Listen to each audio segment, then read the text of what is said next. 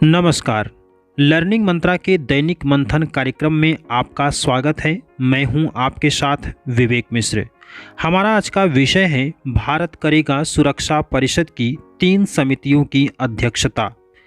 हाल ही में भारत को संयुक्त राष्ट्र सुरक्षा परिषद यानी यूएनएससी की 3 महत्वपूर्ण समितियों की अध्यक्षता का दायित्व मिला है। इसमें तालिबान प्रतिबंध समिति, 2022 के लिए आतंकवाद प्रतिरोध समिति और लीबिया प्रतिबंध समिति शामिल हैं। तो चलिए आज के दैनिक मंथन में सबसे पहले नज़र डालते हैं इसकी पृष्ठभूमि पर। बीते साल भारत को सुरक्षा परिषद का अस्थायी सदस्य के रूप में चुनाव किया गया था, जो कि 2 साल के लिए चुना गया था। 193 सदस्यों वाली संयुक्त राष्ट्र महासभा ने अपने 75वें सत्र के लिए अध्यक्ष, सुरक्षा परिषद के लिए अस्थायी सदस्यों और आर्थिक एवं सामाजिक परिषद के सदस्यों के लिए चुनाव कराया था। आपको बताते चलें कि भारत को पहली बार साल 1950 में अस्थायी सदस्य के रूप में चुना गया था और अब यह जिम्मेदारी भारत को 8वीं बार मिली है। और अब आइए नज़र डालते हैं भारत द्वारा अध्यक्षता की जाने वाली तीनों समितियों के बारे में। तालिबान प्रतिबंध समिति। इस समिति की स्थापना 17 जून 2011 को किया गया था। इसमें अफगानिस्तान की शांति, स्थिरता और सुरक्षा के लिए खतरा पैदा करने के लिए जिम्मेदार तालिबान से जुड़े किसी भी व्यक्ति, समूह, उपक्रमों और संस्थाओं को प्रतिबंधित करने और उन प्रतिबंधों की निगरानी के लिए समिति गठन करने का प्रावधान किया गया है। भारत द्वारा इस समिति की अध्यक्षता करने से अफगानिस्तान में शांति को खतरा उत्पन्न करने वाले आतंकवादियों और उनके प्रयोजकों की हरकतों पर ध्यान केंद्रित करने में मदद मिलेगी और साथ ही भारत अफगानिस्तान में खुद के हितों को भी सुरक्षित कर सकेगा। 2022 के लिए आतंकवाद रोधी समिति। इसका गठन सितंबर 2001 में न्यूयॉर्क में 9/11 आतंकवादी हमले के बाद किया गया था।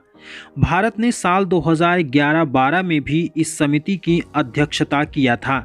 इस समिति की अध्यक्षता भारत के लिए बहुत महत्व रखती है। यह समिति केवल आतंकवाद से लड़ाई में ही महत्वपूर्ण नहीं, बल्कि सीमा पार आतंकवाद से लड़ने में भी सहायक होगी और भारत सीमा पार आतंकवाद से पीड़ित देशों में एक है। लीबिया प्रतिबंध समिति। इस समिति को पहली बार साल 2011 में सुरक्षा परिषद के संकल्प 1970 के तहत स्थापित किया गया था। यह समिति सभी सदस्य देशों को लीबिया को हथियारों और संबंधित सामग्री की बिक्री या आपूर्ति को रोकने के लिए गठित किया गया है। लीबिया प्रतिबंध समिति सुरक्षा परिषद प्रतिबंधों को लागू करने वाली एक बहुत ही महत्वपूर्ण समिति है।